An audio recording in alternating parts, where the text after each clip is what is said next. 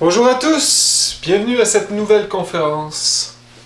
Alors, cette conférence sera sur l'horizontale et la verticale de la vie et notre premier pas vers notre réussite qui sera la sortie astrale.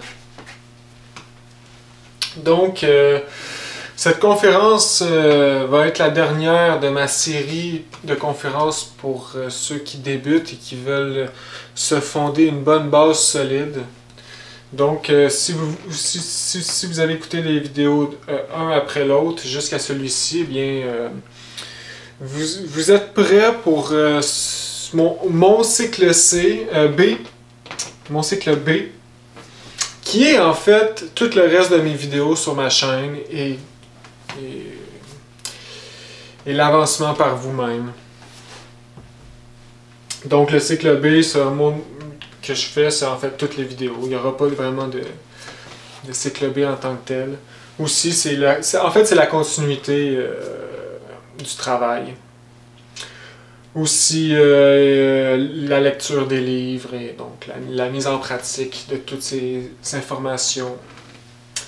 Alors débutons. Donc, c'est vraiment une conclusion en fait cette vidéo.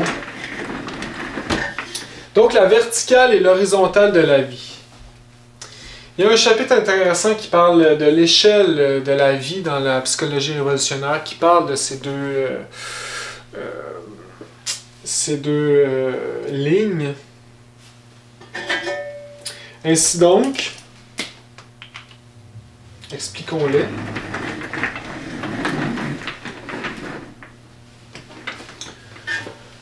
Donc, nous sommes en fait à chaque instant un point mathématique dans l'univers. Nous sommes exactement toujours à chaque instant notre point mathématique,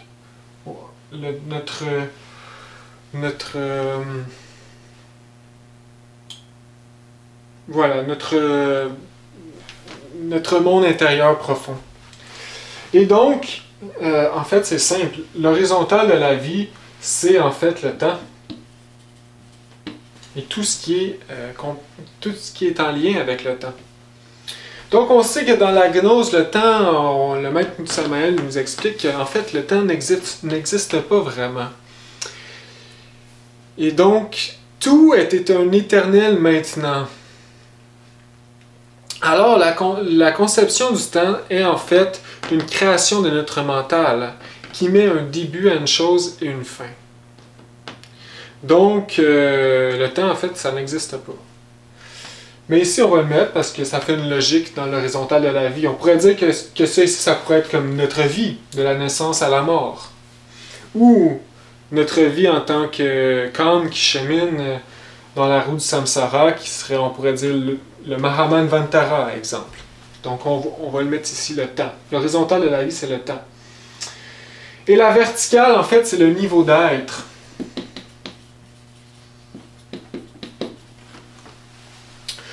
Donc dans le niveau d'être, c'est une échelle, hein, bien sûr. Et en bas de nous, il y a les personnes moins bien que nous, plus inconscients, plus dégradés, plus méchants, etc. Et en haut de nous, il y a des meilleures personnes que nous. Donc, sur notre planète, ou même presque dans l'univers, chaque personne est à un niveau d'être différent, biologiquement. Donc, on peut comprendre que le niveau d'être d'un voleur n'est pas le même que le niveau d'être d'un bon citoyen. Comme le niveau d'être d'une prostituée ne sera pas pareil que le niveau d'être d'une chaste, d'une jeune fille, voilà. Donc, chaste. Donc, voilà. Et on pourrait vraiment mettre en haut, vraiment, l'être, en fait. Ou des anges, ou des grands maîtres autoréalisés. Et en bas, des démons, notre gardien du seuil. Donc, nous cheminons, bien sûr, verticalement et horizontalement. La verticale n'a aucun lien avec le temps. Donc la mort du corps physique n'a aucun lien avec la verticale, l'horizontale. C'est tout en lien avec la verticale. Excusez. Aucun lien avec l'horizontale, c'est ça. Le temps n'a pas rien à voir avec la verticale. Ainsi, dans l'horizontale, nous avons toute notre vie en fait qui s'écoule, donc les diplômes, le travail, la vie sociale. Nous avons notre famille, nos activités quotidiennes et tout le métro-boulot-dodo de notre vie. Ainsi aussi, qu'est-ce qui est périssable? Donc j'explique dans ma vidéo qui est en lien avec que j'explique le processus de la mort, du décès, donc de la perte du corps physique. Et ça, donc dans l'horizontale, il y a le corps physique. Parce que le corps physique est périssable. Nous le perdons un jour. À part bien sûr si nous auto-réalisons à 100%. Mais normalement, nous le perdons. Donc c'est périssable, c'est dans l'horizontale. Aussi, comme on dit, il y a trois choses qui restent dans le cimetière. Il y a le corps physique, il y a le corps éthérique, qui est en fait un peu le jumeau du corps physique qui périt dans le cimetière avec le corps physique, proche du corps physique. Il y a la personnalité. Donc la personnalité est fil du temps. Il faut bien comprendre ça. Parce que de nos jours, nous idolons les personnalités. Regardons par exemple nos comédiens, les acteurs, etc. Nous les idolons parce qu'ils ont des belles personnalités ou ils ont des personnalités attractives. Et nous sommes hypnotisés devant les personnalités fortes, comme des grands leaders ou des gens par exemple dans des fêtes qui rient beaucoup et qui parlent fort. Et nous sommes impressionnés et attirés vers ces gens-là. Mais c'est en fait, la personnalité n'est qu'un corps électromagnétique qui nous sert d'outil pour communiquer avec le monde qui nous entoure à l'époque, propice à l'époque où il a été fabriqué. Donc la personnalité d'il y a 2000 ans en Rome n'est pas pareille comme la personnalité d'aujourd'hui. Donc c'est fil du temps. La personnalité se désintègre. C'est un corps électromagnétique qui va mourir. Donc, voilà, c'est une fausse, c'est une illusion en fait d'être, de construire une bonne personnalité, vous voyez? Parce que vraiment, la personnalité va se modeler à force de travailler sur nous-mêmes et de détruire l'ego. Nous allons changer la personnalité en l'art de l'esprit. Parce qu'en ce moment, on a une fausse personnalité, parce qu'on a l'ego. C'est ce qui conditionne notre personnalité, c'est l'ego en fait. Donc voilà. Ce n'est que fil du temps, et c'est important d'avoir une belle personnalité. Je ne dénigre pas ça. Bien sûr, un gnostique doit avoir une personnalité forte, comme le maître Samael avait, parce qu'il y a beaucoup de problèmes dans la vie à franchir, et ça prend des bonnes personnalités, ne pas être timide, être prêt à dire quand il faut parler, et à se taire quand il faut se taire, être juste, etc. C'est bon avoir une personnalité, bien sûr. Mais en général, la personnalité se forme de 0 à 7 ans. Oui, c'est ça. 0 à 7 ans. Et le gros de la personnalité se forme à cet âge-là et ensuite se modèle avec le temps, se forme un peu avec le temps, mais le gros se forme ici, bien sûr. Donc voilà. Voilà l'horizontale. Et donc nous avançons jour après jour dans l'horizontale. Ainsi donc, mes cours avant ça qui parlaient de l'histoire et de l'anthropologie, en fait, c'est le maître Samael qui a apporté l'information et il nous a juste fait comprendre où nous sommes dans l'horizontale. Parce que savoir que l'Atlantide est derrière nous, c'est quand même important. C'est nos origines et ça l'explique beaucoup de choses. Savoir que la Lémurie et qu'est-ce qui s'est passé en Lémurie qui était avant l'Atlantide, c'est important. Il faut connaître ça. Il faut se cultiver un minimum. Et savoir le début de la création, les races protoplasmiques et hyperboréens, c'est important aussi. Comme savoir où que nous en allons avec la catastrophe finale puis la race qui s'en vient. Donc l'horizontal, le maître Samael a vraiment étalé l'horizontal beaucoup pour nous aider à comprendre notre place.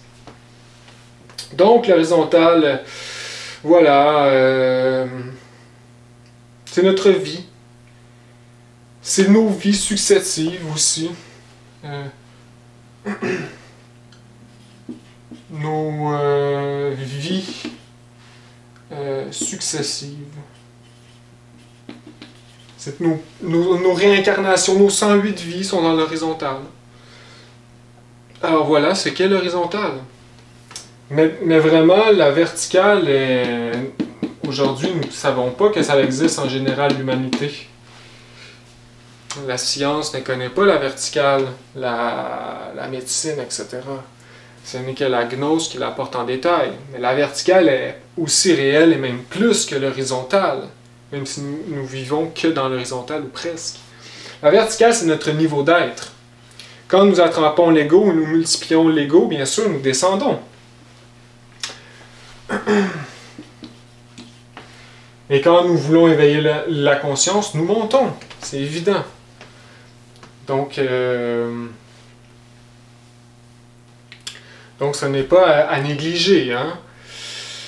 Et voilà, chaque choix qu'on fait dans notre vie va avoir un lien sur la verticale. Je vais marquer, ça va être plus facile pour moi. Verticale. Horizontale. Donc, il faut faire nos choix dans la vie. Et ici, la gnose, je vous ai apporté les moyens, le choix en fait avec mes conférences. Je vous ai apporté le choix de l'être ou de ne pas être. Qu'est-ce que vous choisissez? Vous choisissez de travailler sur vous-même ou vous choisissez de vous laisser emporter par la vie en justifiant que le travail est trop difficile ou d'autres justifications du genre? Donc vous êtes devant le choix maintenant. Vous connaissez. Parce que je vous ai dit le moyen comment monter.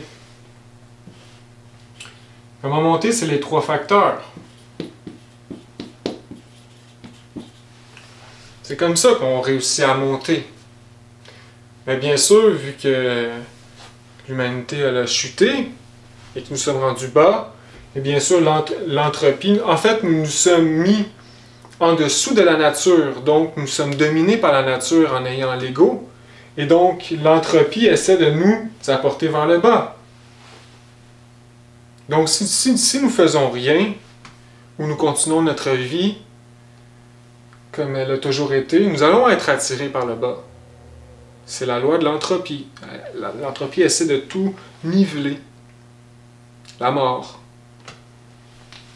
Donc, la roue du samsara est en lien avec la verticale.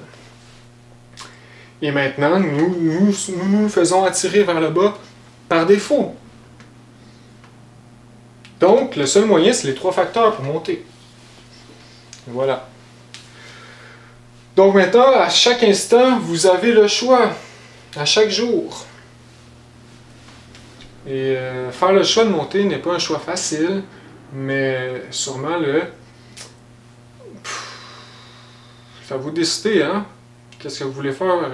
Juste le fait de mettre en œuvre ces 3 facteurs, juste pour être heureux, et avoir une vie un petit peu plus stable et équilibrée et mettons sous l'aile de Dieu, sans vouloir de miracles, s'autoréaliser à fond. C'est très respectable, puis c'est un bon choix. Vous allez juste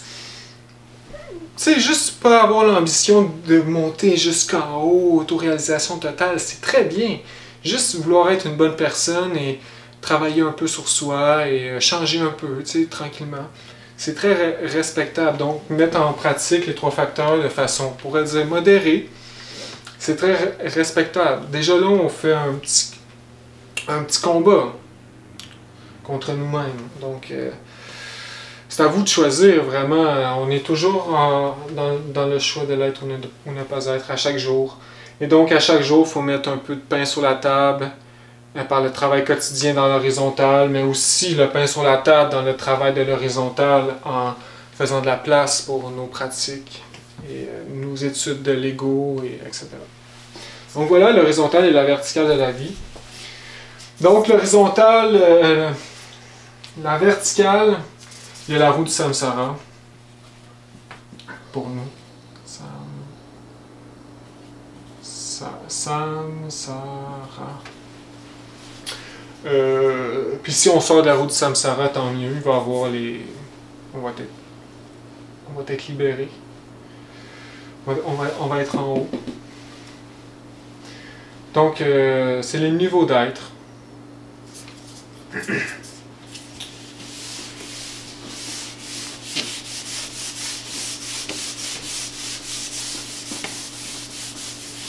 Donc vraiment, mes conférences, pour débuter, c'est vraiment vous faire comprendre l'horizontale et la verticale que vous êtes. Étendre notre vision sur l'horizontale en connaissant le passé, le début de la création jusqu'à où est-ce qu'on s'en va, et étendre votre vision sur la verticale en vous montrant les dimensions différentes, les sphères supérieures, les niveaux de conscience, les pouvoirs des maîtres, les pouvoirs que tout le monde a accès, et comment y avoir accès, comment mettre l'œuvre en communion avec notre vie. Donc, les 3 facteurs. Alors, voilà, c'était vraiment pour planter les bonnes bases. Et maintenant, vous allez pouvoir lire et mieux comprendre les œuvres du maître et aller dans mes vidéos, parce que j'ai fait d'autres vidéos sur le tarot, sur l'astrologie, des pratiques astrologiques, voilà, et des pratiques. Donc, et je vais sûrement continuer à en faire parce que je réalise qu'il y a beaucoup d'informations. Tu sais, je pourrais faire des vidéos sur les 3 types de mental. Voilà, il y en a plein. Donc maintenant, on va parler un peu de l'astral. Parce que vraiment, le but en fait de nous qui sommes inconscients, qui nous avons aucune expérience verticale, c'est d'atteindre l'astral un jour. Parce que mais qu'on réussisse à avoir des expériences quotidiennes et conscientes en astral, c'est là vraiment qu'on va être parrainé par notre aide plus sérieusement. Donc notre aide va peut-être se présenter à nous en astral, il va nous guider, va nous faire rencontrer des gens, peut-être d'autres maîtres, et nous allons pouvoir aller dans les églises gnostiques véritables en astral, et notre chemin va vraiment prendre une autre tournure. Donc c'est vraiment le premier pas, parce qu'ici la gnose apportée par le maître Samael, c'est vraiment juste pour aller chercher la vraie gnose qui est en astral. Donc c'est un peu, on pourrait dire, le 5% de la vraie gnose, qu'est-ce qu'on a aujourd'hui dans les livres du maître. Donc le but c'est de percer, et ce perçage c'est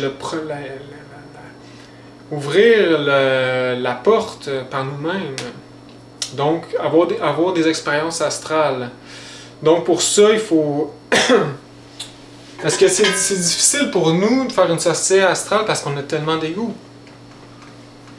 Donc, avant de dormir, on tombe dans l'ego. Et on s'endort dans l'ego, hypnotisé. On se retrouve en astral hypnotisé. Donc, le but, ça serait de faire des pratiques et ne pas arrêter jusqu'à triompher. Que ça prenne des années, une vie, c'est pas grave, tant qu'on avance. Il faut être patient, il faut être fort. Aussi, on est tous mis à l'épreuve. Comme j'explique dans ma vidéo sur les initiations, on est tous mis à l'épreuve, même si on n'a aucune illumination. Par exemple, les épreuves des 4 éléments. Juste aller chercher le pain quotidien du jour, ça peut être une grande épreuve de nos jours. Donc, voilà, il ne faut juste pas arrêter et être fort et développer nos forces. Détruire l'ego, c'est ça l'épreuve.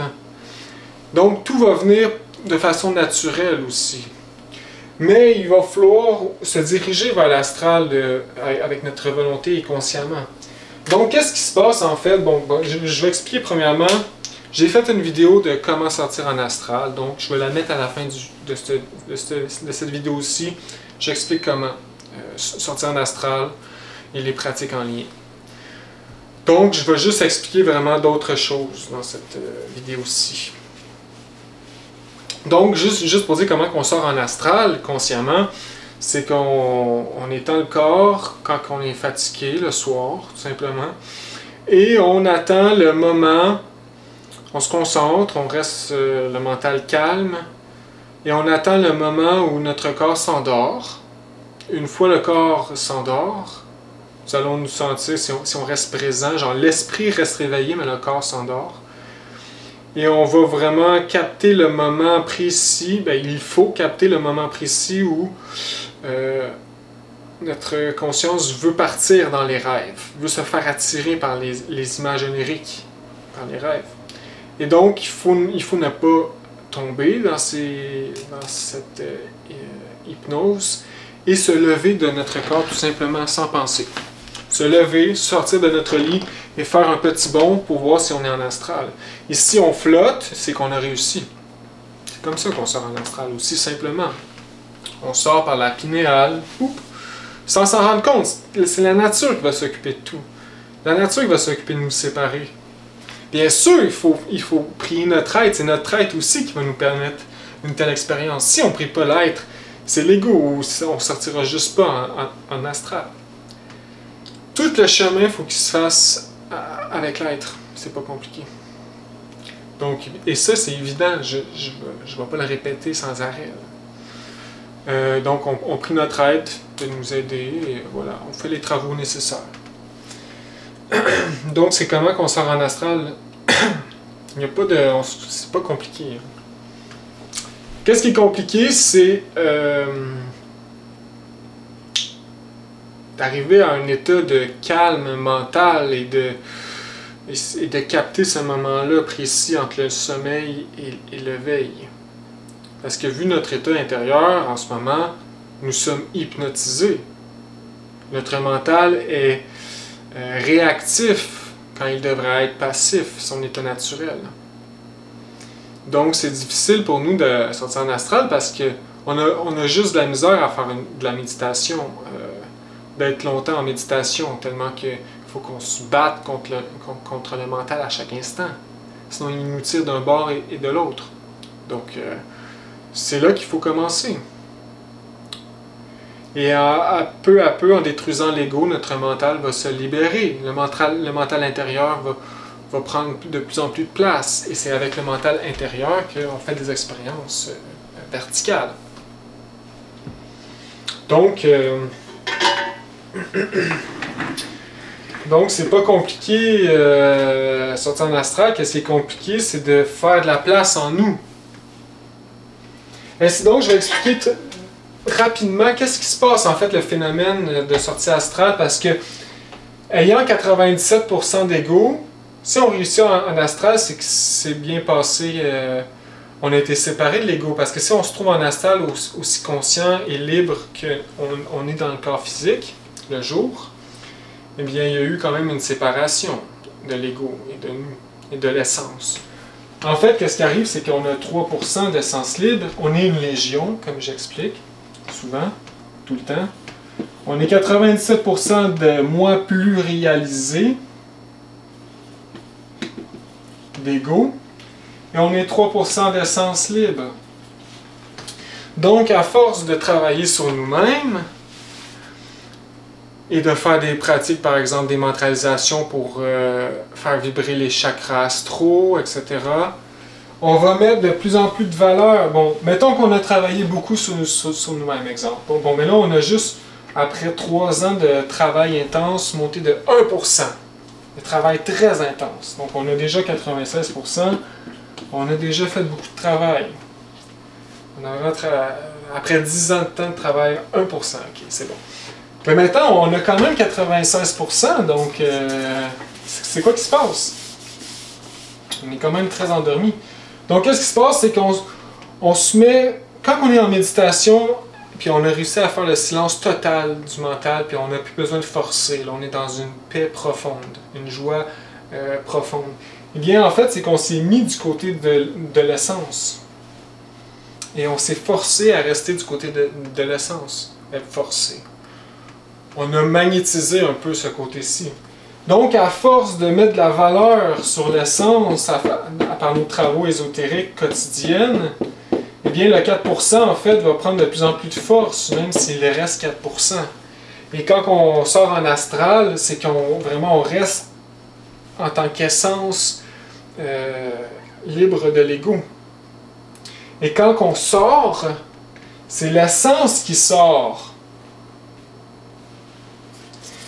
Donc, en astral, on va être vraiment comme on est pendant le jour. Donc, c'est l'essence qui sort en astral.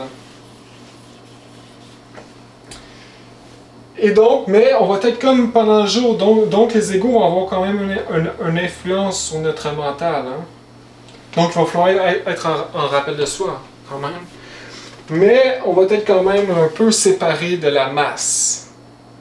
Donc, on pourrait voir nos propres égos en astral. Ils pourraient se présenter à nous, essayer de nous tromper, etc. Mais il reste pas moins que c'est une expérience voilà, qu'il faut le mériter. Notre aide va nous aider. Ainsi donc, on pourrait faire une sortie astrale totalement conscient, puis que ça prenne un autre 2 ans avant d'en refaire un autre. Parce qu'on l'a mérité, puis c'est notre aide qui voulait juste nous faire, nous montrer c'est quoi. Exemple. Ça a pris beaucoup d'efforts parce qu'il a fallu bien mettre la valeur par nos pratiques dans l'essence. En fait, c'est un peu pour nous donner la volonté que notre être ferait ça ici. Et bien sûr, l'être est intelligent, hein, parce que des fois, les personnes, ça est arrivé souvent, ils ont fait une sortie astrale, conscient, puis là, ils sont revenus dans leur corps, puis ils ne sont pas habitués à combattre l'ego, à le détruire. Donc, les égos du sein ont tout de suite pris la place. Puis la personne s'est sentie très illuminée, très avancée dans le chemin spirituel. Alors, j'ai plus besoin de la gnose, je suis rendu assez avancé. Tu sais, ça, c'est l'ego du sein qui prend possession des mérites. L'ego va toujours prendre possession de qu'est-ce qu'on mérite, c'est normal. Il faut savoir détruire les égos de l'orgueil, les égos du saint et du pharisien. Ne pas se penser sage parce que nous ne sommes pas. L'ego qui essaie de nous faire croire. Donc, juste faire une petite sortie astrale un jour pourrait vraiment changer notre vision et nous aider à continuer. Mais il ne faut pas arrêter, il ne faut pas penser qu'on est des saints parce qu'on a réussi. Donc, le but, en fait, c'est pas compliqué. Comment qu'on voit si on est endormi ou si on est éveillé, notre niveau de conscience? On a juste à regarder qu'est-ce qu'on fait en astral, c'est aussi simple. Si on dort en astral, c'est qu'on est endormi. Et si on est éveillé en astral tout le temps, à chaque soir, c'est qu'on a la conscience éveillée. C'est évident.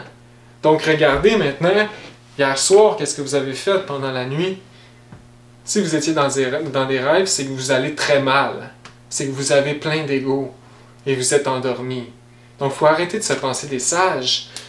C'est pas parce qu'on a fait une sortie que on est plus avancé. Donc, il faut toujours détruire les égos du saint quand on étudie ces œuvres-là, parce que les égos vont prendre possession de cette sagesse, bien sûr, les utiliser contre nous, en nous faisant penser pour des gens bien, honnêtes, très sages et avancés spirituellement, etc. L'ego, c'est le grand trompeur. Et il faut continuer jusqu'à temps que en astral, à chaque soir, on soit toujours conscient. Et que ça soit rendu naturel, une deuxième nature. Donc voilà, on a du chemin à faire, c'est sûr, mais c'est la beauté de la chose, quoi. C'est le travail du guerrier. Ne pas se décourager. Donc, je pourrais expliquer. Donc, ici, j'en ai vu pas mal l'astral. Maintenant, la vidéo, j'en ai fait une pour savoir les pratiques qu'il faut faire, comment procéder pour réussir, etc. Mais le gros du travail, bien sûr, si on met beaucoup de valeur à notre essence pour réussir à faire une petite sortie astrale, le gros du travail, c'est l'élimination de l'ego. Parce qu'on pourrait faire aussi jamais de sortie astrale puis juste se concentrer sur l'ego. Puis on se rapprocherait naturellement de l'astral. Mais c'est toujours bien aussi de balancer un peu tout. Parce qu'en astral, on pourrait avoir d'autres informations pour mieux détruire l'ego. Ou des rêves un peu plus oniriques pour mieux étudier l'ego, etc. Donc c'est un peu un tout là, qui faut avancer de façon comme harmonieusement avec en lien un peu avec tout, tu sais. Pas juste concentrer sur un truc. Là. Donc voilà un peu le processus de la sortie astrale. Maintenant, je vais expliquer quelque chose d'important aussi à comprendre. C'est que il existe beaucoup de sorties astrales négatives, mais on s'en rend pas compte. Parce qu'en fait, l'ego peut nous sortir en astral. Donc, l'ego peut nous sortir en astral puis qu'on sort consciemment, mais il nous mettrait par exemple dans une situation psychologique qui le favoriserait, qui pourrait nous désorienter du chemin. Par exemple, on sort en astral, puis on se retrouve dans un beau palais, plein de gens sages, des messieurs avec des longues barbes, lumineux. Puis en plus, l'astral, c'est beau, hein? Fait que tout est lumineux, ils ont de l'air d'être du feu, waouh, c'est super beau. Puis là, on est vraiment impressionné, puis là, il y a un grand sage qui arrive devant nous et qui dit, par exemple, « Ah, vous êtes un tel, bonjour, je suis content de vous voir. » Puis là, il commence à nous parler, nous amadouer, nous flatter dans le bon sens du poil. Puis là, il nous dit tranquillement, « Monsieur, la gnose, c'est pour les ténébreux. La gnose, vous ne devez pas suivre ce chemin. Et voilà, aller dans ce chemin-ci, etc. » Donc, il va essayer de nous tromper, mais en fait, c'est l'ego qui essaie de nous tromper et qui va se faire penser pour un sage. Vous comprenez? Si on n'est pas cultivé ésotériquement avec des bonnes fondations, on va se faire tromper parce qu'on a l'ego. Donc, quelqu'un qui connaît les clés, il va faire « Ok, je vais te conjurer, t'es Vigos Koslim, etc. » Puis là, tu vas le voir tout de suite si c'est des ténébreux, ou au nom du Christ, ou sinon, tout simplement, tu lui demandes... Ça, là, c'est le meilleur moyen pour savoir si c'est un ténébreux ou non, en astral ou dans n'importe quel plan, dans le monde physique, n'importe où. C'est la clé que tu demandes qu'est-ce qu'il faut faire avec l'énergie sexuelle. Est-ce qu'il faut la perdre ou il faut la transmuter? Et si la personne dit qu'il faut la perdre, c'est que c'est des magiciens noirs. Si la personne dit qu'il faut la transmuter, normalement c'est quelqu'un qui connaît ça. T'sais. Donc voilà, il faut se cultiver pour se protéger en fait. Et se cultiver par rapport à la gnose, il ne faut pas mélanger les doctrines. Hein. Donc c'est ça, si on est inconscient, on va se faire facilement dévier en astral parce qu'on ne connaît pas. Donc c'est dangereux l'astral, mais quand on est conscient puis qu'on travaille sur nous-mêmes, qu'on connaît bien la gnose, les bases fondamentales, il n'y aura pas de problème et notre aide va tout le temps nous aider, etc. Donc, il faut faire attention. On pourrait aussi se faire visiter par, peut-être pas nos propres égos, mais d'autres ténébreux, parce qu'il y a des magiciens noirs en astral. Puis ils pourraient se présenter à nous pour nous dévier, encore une fois. Donc, il faut toujours être conscient et vigilant. Donc voilà, et je pourrais dire aussi, dans l'ésotérisme en général, il y a beaucoup de sincères trompés. Donc il y a beaucoup de gens qui ont une grande culture ésotérique, mais pas gnostique, qui vient d'ailleurs, et qui sont fausses, qui n'ont pas mis les bonnes pierres, les bonnes fondations. et qui se font tromper. Et quand on éveille les chakras inversement, quand on fait tourner les chakras du sens inverse, on développe la clairvoyance, mais de façon négative. Donc on commence à voir des choses, mais sans notre volonté. Parce qu'une clairvoyance objective, on va voir, on la manipule par notre volonté. Donc si on veut voir quelque chose, avec notre volonté, on va la voir. Mais une clairvoyance subjective, on va voir des choses à notre insu. Donc c'est l'ego qui va nous montrer des choses. Et bien sûr, l'ego, il est pas niaiseux, il est intelligent, il va nous montrer des choses pour nous faire croire qu'on est sage et qu'on est illuminé. Puis il peut jouer avec nos sentiments aussi. Donc c'est très facile de tomber dans la magie noire quand on a un bagage ésotérique compliqué et chaotique à l'intérieur de nous qui vient de plusieurs livres. Il faut garder ça simple. Et la gnose essaie de garder ça simple. C'est pas compliqué, la gnose et l'ésotérisme. C'est les gens qui la compliquent. Et c'est notre époque qui la complique aussi. Parce qu'on est dans une époque où tout est compliqué. Et qu'il y a beaucoup de ténébreux de magie noire. Donc il y a beaucoup d'écoles à notre époque, comme les écoles de Rose-Croix, de francs-maçons, etc. Aujourd'hui, c'est tout ténébreux. Toutes les écoles de trucs énergétiques, hébraïques, kabbalistiques, etc. C'est tout ténébreux. Ils ont une parcelle d'ésotérisme, voilà, qui ne sert à rien, qui font juste détruire l'intellect faire très, très attention. Nous autres, ici, dans la gnose, on veut s'éveiller objectivement. Donc, il faut mourir. C'est ça, vraiment, le truc. Avoir les bonnes bases de connaissances et mourir. C'est comme ça qu'on va éviter les pièges. Donc, il faut mourir à nos égos du sein, les égos d'orgueil, de jalousie, de colère, de vengeance, les égos qui se pensent plus, les égos de l'amour-propre.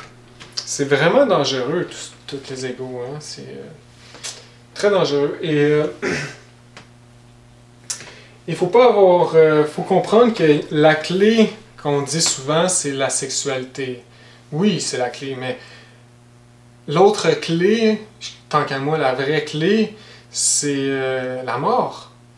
Et en fait, c'est savoir sacrifier nos souffrances, nos douleurs, les sacrifier. C'est pas facile, ça. Ça veut dire les détruire, les affronter pour les détruire. Qui est capable d'affronter ces souffrances, leur faire face pour les annihiler? Pas beaucoup de monde. Les gens aujourd'hui adorent leur souffrance et veulent rester dans leur souffrance. Bien sûr de façon inconsciente, mais c'est la vérité. Ils souffrent, ils fuient et voilà. Ils ne sont pas prêts à les sacrifier. Et imaginez si toute la population aurait conscience de ça et tout le monde sacrifierait leur propre souffrance. C'est pas long qu'on vivrait dans un paradis terrestre. Donc c'est ça, il y a une vidéo intéressante du maître Samael qui parle de justement sacrifier nos douleurs, que je vais laisser dans la description. Aussi, je vous conseille d'aller voir les vidéos sur cette chaîne. Je ne sais pas c'est qui l'a fait, mais bravo et merci parce qu'il a vraiment fait un beau travail. C'est toutes des vidéos du maître qui parle avec des belles traductions français. Donc c'est tout le temps intéressant d'entendre le verbe.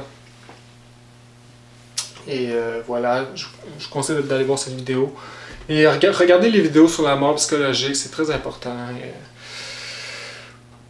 Ainsi donc, c'est pas mal ça. L'horizontale et la verticale, c'est pas compliqué. Il nous faut monter. Le cycle bas, en fait, vous avez toutes les bases qu'il faut maintenant et vous pouvez aller voir ce que vous voulez tout le temps. Et voilà. Donc voilà, la gnose est réellement une rééducation de nous-mêmes. Parce que nous avons tous des lacunes de notre éducation dans notre enfance. Personne n'a eu des parents parfaits. Et faut pas en vouloir à nos parents, et au contraire. Mais il faut se rééduquer. C'est ça qui est difficile aussi. Parce que voilà, on a tout. La naissance dans notre famille est vraiment due au karma dharma. Donc, comme on dit, il faut sacrifier nos douleurs pour les comprendre et les détruire. Donc, c'est le chemin, c'est pour les guerriers. Et je vous le souhaite à tous. Alors, continuez et continuons. C'est pas compliqué. Allez, à la prochaine.